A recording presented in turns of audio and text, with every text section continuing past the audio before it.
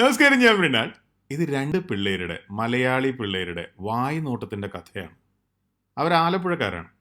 അവർ നല്ല പെൺകുട്ടികളെ വെറുതെ ഒന്ന് കാണാൻ നമ്മുടെ ടോണിക്കുട്ടൻ പണ്ട് നമ്പർ 20 മദ്രാസ് മെയിലിൽ ചെന്നൈക്ക് പോയ മാതിരി നോർത്ത് ഇന്ത്യയിലേക്ക് പോയി. അപ്പോൾ ആരുടെയോ വാക്ക് കേട്ടിട്ട് കുറേ സുന്ദരി കുട്ടികളെ ഇവിടെ കാണാമെന്ന് കേട്ടിട്ട് ഇങ്ങോട്ട് വന്നു. അപ്പം ഇവിടെ വന്ന സുന്ദരി കുട്ടികളെ ധാരാളമായിട്ട് കാണാം എന്ന് പറഞ്ഞു കൊടുത്ത ആൾ യാതൊരു ദ്രോഹവും ചെയ്തിട്ടില്ല. സംഭവം ശരിയാണ്. ഇഷ്ടംപോലെ കുട്ടികളുണ്ട്. അപ്പം അവരുടെ കൂടെ ഹിന്ദിയിൽ പറ്റൂച്ച അറിയുന്ന പോലെ രണ്ട് വാക്കുകളൊക്കെ സംസാരിച്ചുകൊണ്ട് അങ്ങനെ സുഖമായിട്ട് നടക്കുകയാണ്. അവിടെ എന്തൊക്കെയോ സംഭവങ്ങളൊക്കെ ഉണ്ട്. അതൊന്നും നമ്മുടെ പ്രയോറിറ്റി അല്ല.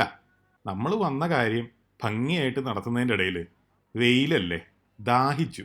അപ്പോഴാണ് ആരോ പറഞ്ഞത് കുറച്ച് അപ്പുറത്ത് വെള്ളം കൊടുക്കുന്നുണ്ടെന്ന്, ദാഹജലം. അപ്പം അങ്ങോട്ട് ചെന്നപ്പോൾ സാധാരണ കാണുന്ന പോലെയല്ല കാര്യങ്ങൾ. അവിടെ വെള്ളമുണ്ട്, കാശൊന്നും കൊടുക്കണ്ട, നല്ല വെള്ളം. അപ്പോൾ ഇതെന്താണ് ഇവിടെ നടക്കുന്നതെന്നൊന്ന് അന്വേഷിച്ചപ്പോഴാണ് ഒരു കാര്യം മനസ്സിലായത്. ഇവിടെ ഫ്രീ ആയിട്ട് ഭക്ഷണം കിട്ടും, നമ്മുടെ പറശ്ശിനിക്കടവ് അമ്പലത്തിലേക്ക് പോലെ. അപ്പോൾ അടുക്കള കാണണമെന്നായി. അടുക്കളയിൽ പോയപ്പോൾ യോഗ്യന്മാരായിട്ടുള്ള നല്ല സർദാരുമാർ നിരന്ന് നിൽക്കുന്നു.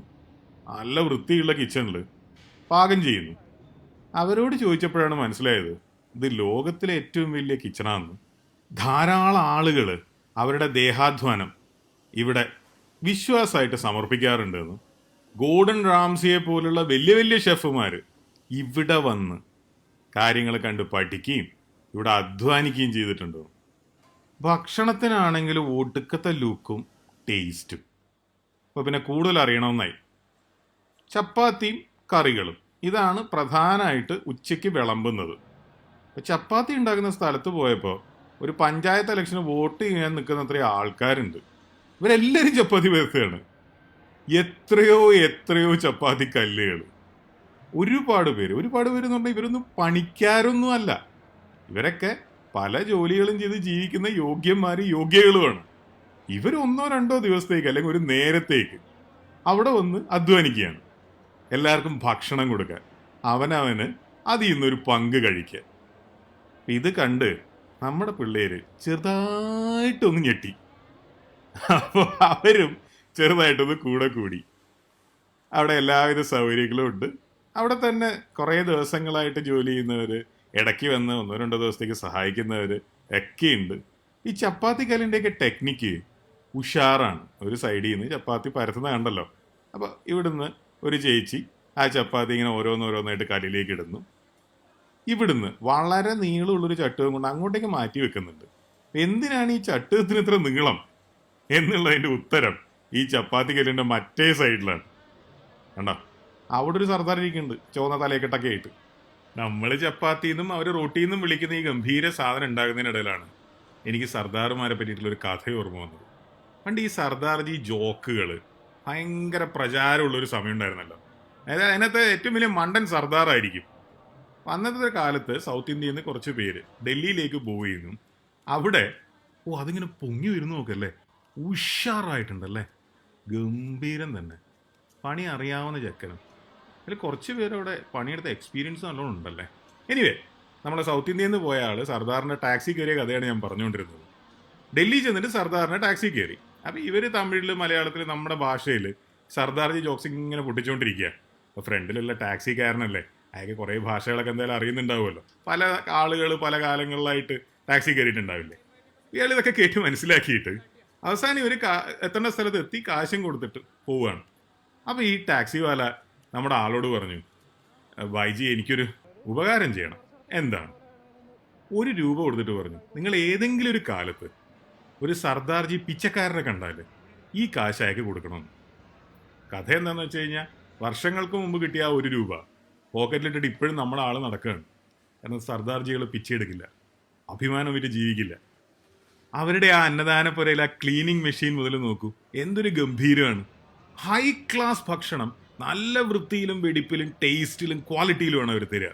ഞാൻ ഇവിടുത്തെ ഒരു ക്ഷേത്രത്തിലെ കാര്യം മാത്രമല്ല പറയുന്നത്. പണ്ട് ഞാൻ ഇംഗ്ലണ്ടിൽ പഠിക്കുന്ന സമയത്ത് ആ സിറ്റിയിൽ ഗുരുദ്വാരയിൽ പോയി ഞങ്ങൾ ഭക്ഷണം കഴിക്കുമായിരുന്നു. പഠിക്കുന്ന സമയത്ത് കാശിനൊക്കെ ഭയങ്കര ബുദ്ധിമുട്ടുണ്ടാകുമ്പോൾ മൃഷ്ടാന്നമായിട്ട് ഭക്ഷണം കിട്ടും അവിടെ പോയാൽ. അതുപോലെ ദുബായിയുടെ ഒരു സൈഡിലാണ് ഞാനും എൻ്റെ ഭാര്യയൊക്കെ താമസിച്ചുകൊണ്ടിരുന്നത്. ഞങ്ങൾ ദുബായിയുടെ മറ്റേ സൈഡിലാണ് ഇബിൻ ബത്തൂത്ത മോൾ. അതിനടുത്തൊരു ഗുരുദ്വാരയുണ്ട്. എൻ്റെ ഭാര്യയൊക്കെ വല്ലപ്പോഴും അവിടെ വരെ പോവുമായിരുന്നു. അത്രയും നല്ല ഭക്ഷണമാണ്, ഫ്രീ. ഇതാണ് നമ്മുടെ ചെക്കൻ. അവൻ പെമ്പിള്ളേരെ കാണാൻ പോയിട്ട് അവസാനം അവരുടെ അവിടെയുള്ളൊരു അധ്വാനിക്കുന്ന ഒരു ശൈലിയും രീതിയും ആ ഒരു സംസ്കാരമൊക്കെ കണ്ടിട്ട് വല്ലാതെ ഇൻസ്പയർഡ് ആയിട്ടിരിക്കുകയാണ്. ഭക്തിയോടുകൂടി ഭക്ഷണം കഴിക്കുന്നു. ഇതേപോലൊരു കാഴ്ച സത്യത്തിൽ വേറെ കാണാൻ പറ്റുക പറശ്ശിനിക്കടവിലാന്ന് പറയാം അല്ലേ? എല്ലാവരും കാശുള്ളവനും ഇല്ലാത്തവനും സകല ജാതിയിൽപ്പെട്ടവനും മതത്തിൽപ്പെട്ടവനും ആൺ പെൺ ഭേദമില്ലാതെ പ്രായ വ്യത്യാസമില്ലാതെ ഇങ്ങനെ ഇരുന്ന് ഭക്ഷണം കഴിക്കുന്നത്. അവരുടെ ഒരു ഹെൽപ്പിംഗ് മെൻറ്റാലിറ്റി നോക്കും. അവിടെ സ്പൂൺസ് കളക്ട് ചെയ്യാണ്. അപ്പോൾ സ്പൂൺ അവിടെ കൊണ്ടുപോയി ഇടണം. എല്ലാവരും കഴിച്ച ഭക്ഷണം പാത്രം കൊടുക്കുകയാണ്, അഴുക്ക് പാത്രം. അപ്പോൾ അദ്ദേഹം കഷ്ടപ്പെട്ട് അതിനകത്ത് നിന്ന് ഓരോ സ്പൂണായിട്ട് എടുത്ത് ഹെൽപ്പ് ചെയ്യുകയാണ്.